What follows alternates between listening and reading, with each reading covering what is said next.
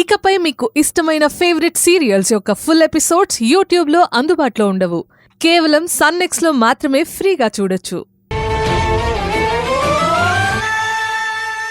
జయంతి, నీ కుటుంబాన్ని కారణంగా చెప్పుకుంటూ నీకు నువ్వే మోసం చేసుకుంటున్నావు. బంధాలు బంధుత్వాలు అని చెప్పి నీ మనసు నువ్వే కట్టేసుకుంటున్నావు. ఎందుకంటే నువ్వు నన్ను ఇష్టపడుతున్నావు. ఆ విషయం నువ్వు చెప్పకపోయినా నాకు నీ ప్రేమ తెలుస్తుంది. ఇప్పుడేంటి, నీ నలుగురు చెల్లెల పెళ్లిళ్ళు చేయాలి అంతే కదా? నేను దగ్గరుండి చేస్తాను. నువ్వు నన్ను పెళ్లి చేసుకుంటావా?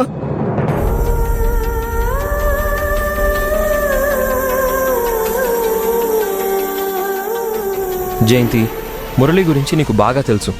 4 సంవత్సరాల నుంచి నిన్ను ఆరాధిస్తూనే ఉన్నాడు. ఆ విషయం తెలుసు కూడా నువ్వు ఇలా బిహేవ్ చేయడం వాడిని అవమానించినట్టే అవుతుంది కదా. మురళి అన్నయ్య మీ చెల్లెళ్ల బాధ్యత తీసుకుంటానంటున్నాడు కదా, ఇంకా ఆలోచిస్తున్నావేంటి? నీ మనసులో మాట చెప్పక్క.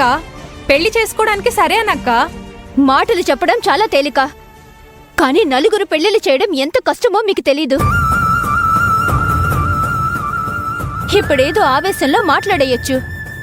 అలా మాట్లాడారని నా బాధ్యతని ఎవరో నెత్తిమీద మోపడం నాకిష్టం లేదు. నా కుటుంబ భారాన్ని నేను మాత్రమే మోయాలి. ఆ భారం తీరే వరకు నేను నా గురించి గాని ఎవరి గురించి గాని ఆలోచించను. ఎలాంటి నిర్ణయాలు తీసుకోను. దయచేసి నన్ను ఇబ్బంది పెట్టద్దు. చూసావురా బావా ఎలా మాట్లాడుతుందో? రే, చిన్నపిల్లోళ్ళ ఏంట్రా అలా ఏడుస్తున్నావు?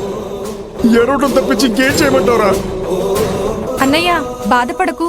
4 సంవత్సరాల నుంచి తను ప్రేమిస్తున్నాను రా. అసలు ఈ అమ్మాయిలు ఎందుకు నిజమైన ప్రేమను అర్థం చేసుకోరు?